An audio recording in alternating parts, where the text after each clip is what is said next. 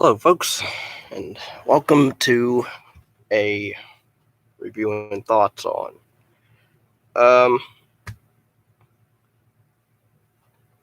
I'm going to try to make this one quick because it's hot as balls in my room. So, movie I'm talking about is Hellfest. Stars Amy Forsyth, who recently played in that film. We Summon the Darkness with Alexandra Daddario and another blonde girl. Yeah, Hellfest, is basically friends go to this uh scare fest, amusement park scare fest, haunted house attraction, pretty much, or festival, whatever, and they get stalked one by one by a Michael Myers type guy and killed off one by one. So, what did I like about the movie? There's elements such as Amy Forsyth's character, Natalie. She's coming back from, I guess, grad school, and she's been away for a while, so she comes back. Her best friend Brooke wants her to join them for a night of fun at haunted house attraction. The moment the one thing I liked about the movie, I wish they would have. They either should have changed it or should expand it on. I don't know, the whole this guy, this nameless, he's listed on Wikipedia as the other. So okay, but pretty much Michael Myers, uh, 2.0, I guess, or 2.2 maybe. The mask is fine, I guess. The look of the killer is fine. He's creepy in spots where he's just standing around staring at them or stalking them from afar. Um, anyway, the scene that I liked, that I wish they would have expanded on, but then again, the character of Natalie, I don't know. It seemed because it looked like she enjoyed or was into the whole, because the killer at one point when she first sees him, he's chasing already a victim. They think it's part of the show. Her two friends leave because they're freaked out, and she stands there watching him about to stab this girl. She's smiling at him, and he's staring at her as if, you want me to, you ready to see me stab her or whatever. And he doesn't talk, but I liked how she sort of was into it, as in, just do it already, just stab her. And so then he does it, and then the realization of, oh, was that okay? And then she just leaves. But I don't know, like, I liked how, like, there could have been maybe she's a little crazy, and maybe, I don't know. It's I know it's a slasher, so we don't need to get character development. Well, make the characters interesting. How about we have a lead character who's actually into, she might be a little crazy, and so she's into that. And then this guy, he's already crazy, but then he finds her, and she's even more maybe hidden crazier. I don't know, maybe she ends up being nuts as well, and then she kills the killer. And then she becomes maybe crazy at the end. I don't know. Or maybe anti Harley Quinn type. I mean, granted, that's not the character of Natalie, but I don't know, like that just that little glimmer of, oh, she was kind of into his whole spiel of, I'm about to stab her, and uh, he's he's watching her watch him, and she just dares him to do it, and then he does it, and then I don't know. I just liked how she was smiling at him, and like she was into it pretty much.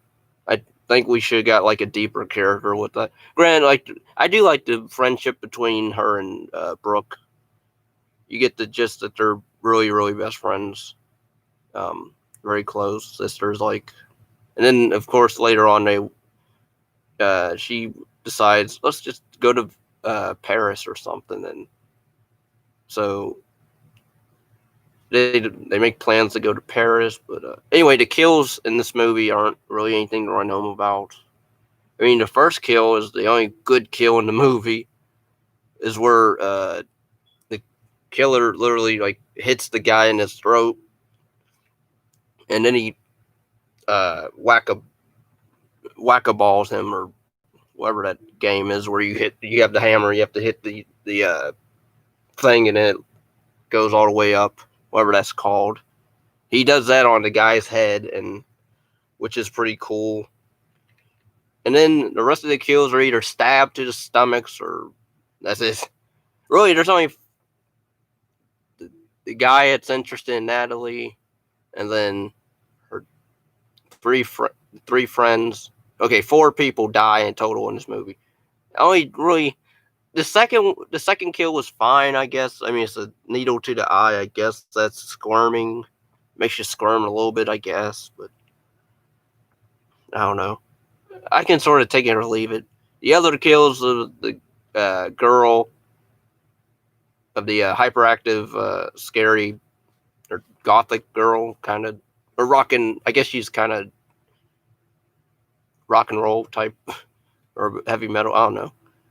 The hyperactive knucklehead girl, short hair, short blonde, or not blonde, but short cut hair girl. She gets stabbed, and she dies, and then another guy comes over, and he dies, and that's just Brooke and Natalie. And even though people are running they're running all around the place in the park, and then they decide we're going to run into this haunted house because they think it's the entrance, the way out, and it's not. But then it's too late because the guy is already coming after them. So, and pretty much the ending. I mean, granted, it's not a downbeat ending, so I guess I can give the movie credit for that. But I don't know. That's why I'm saying, like, it should have been better. And I know it was $5 million budget, but you could have expanded on stuff. You could have did stuff different. I mean, I like there's scenes where he's stalking Natalie in the bathroom where because she got puked on by this monster, this water monster, the sea man thing, the gill man. She got spewed on by him, and she goes to the bathroom to wipe like whatever out of her hair, and the killer is like right beside her as she's like under the heater thing. So I like that scene because he's just standing there staring at her, and then he tries to reach over and touch her, and then he doesn't. And then of course he pans back and he's not there. But then she goes to a stall, and then she texts like the guy that's interested in her that's been gone for hours, and they don't. I mean, they sort of hint. I mean, they sort of go back and forth with that. Oh, is he coming or what? Or like, where's he at? Like, they occasionally ask, like, I think his name's Gavin, where the guy is. And of course, the killer has his phone, so he texts Natalie like off and on. And then, of course, in that scene where she's in the bathroom in the stall, the phone pretty much dings, and then she realizes, oh no, and then he grabs her, and then gets the security guard. And granted, I worked at a haunted house, but we don't touch people, so But this guy, I mean, granted, maybe even though he's not really the police. I can't really do much because he hasn't harmed you, so, and it's part of the act. So, and he just goes off, and it's maybe your friend pranking you. That's probably what it is. I get calls like this all the time in the park. So, yeah, overall, the movie, it fails on kills, at least because again, there's only 4 people that die. One good kill, one kill that's take it or leave it. The other 2 are just generic, stab to his stomach, stab to his chest, or whatever. And then the killer doesn't die, so I forget what they do to him. I think it's knock him out or stab him a few times, and then because there's blood. Of course, the police get there and he's gone. He pulls a Michael Myers, and then oh, we'll find him, but we couldn't find his body, but we'll find him. And then it cuts to the guy listening to the radio, the killer listening to the radio, and he's pulling in a suburban garage, and then you get the gist. Oh, this guy, he's got money, but yet he's going around murdering people during Halloween time or just whatever time. Because he opens up this cabinet and all these masks that either maybe from previous kills that he's used them for, or trophies and of his victims, and of course he puts a picture of Natalie and Gavin that he took from the photo booth he stole, puts it in the cabinet and then closes it.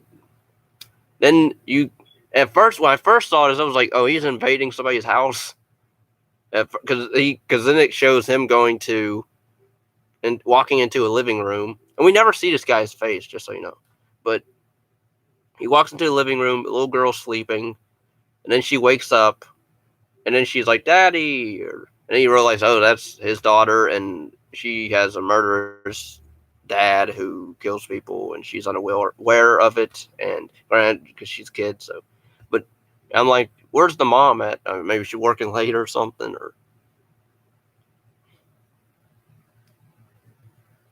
And then he gives her like the stuffed animal from the haunted house attraction, and then hugs her. Then it cuts to Hellfest or whatever, and it ends. And then, like, I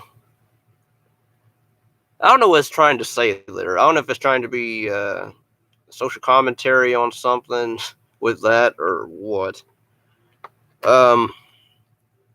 Overall, this movie, it could have been better in terms of kills and a little bit. I mean, again, character development in a slasher. I know that's unpopular opinion, but I wouldn't mind it. I mean, granted, the only thing we know about Natalie is that she's from grad school, and I think she has family problems that she doesn't expand on, and her friend's been missing out on her, or she's been flaking a lot on her friends. And pretty much that's it of the movie that we know of her.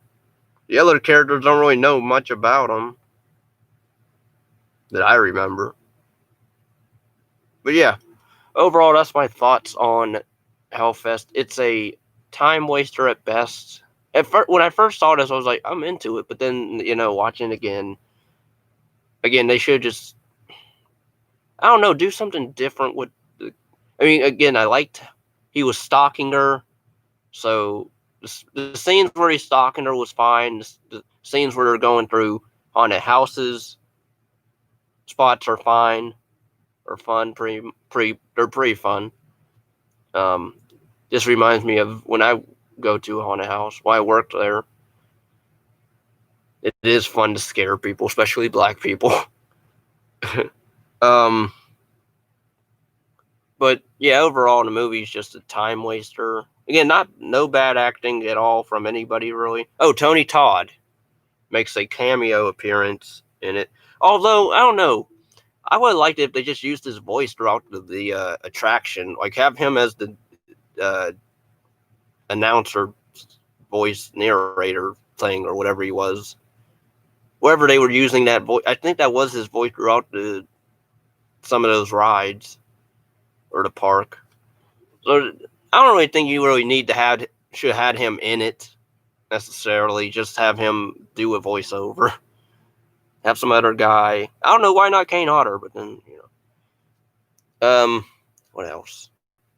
Oh, I do like one scene where a ride is sort of breaking down, and Natalie's trapped, and then she's trapped in the dark, and she realizes, oh, it's the guy that kept following them. So then he's coming near her.